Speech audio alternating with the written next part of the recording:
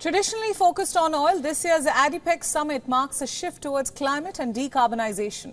With COP28 just around the corner, the United Arab Emirates has to commit a delicate balancing act between encouraging global emission reductions and pursuing ambitious oil expansion. Tensions are expected to surface prominently at the COP28 summit, especially as global crude prices approach the $100 per barrel mark. Ahead of a UN summit on climate change, COP28 President Sultan Al Jaber announced on Monday that more than 20 oil and gas companies were supporting his calls to reduce carbon emissions. There are three key areas that I believe can have the biggest impact in the shortest period of time. The first is curbing emissions from the production of energy.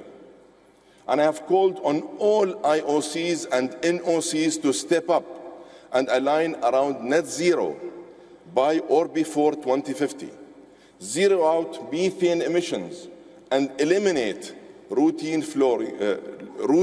flaring by 2030. And I am very pleased to say that over 20 oil and gas companies, both IOCs and NOCs, representing all continents, have positively answered the call. With rising fossil fuel demand due to geopolitical factors, some oil and gas companies are feeling more comfortable discussing the transition to cleaner energy. However, concerns persist that certain CEOs may leverage climate conferences to further their own agenda. Tensions between businesses and environmental activists have escalated recently as some fossil fuel corporations have scaled back their renewable energy goals and allocated a larger portion of their budgets to oil and gas.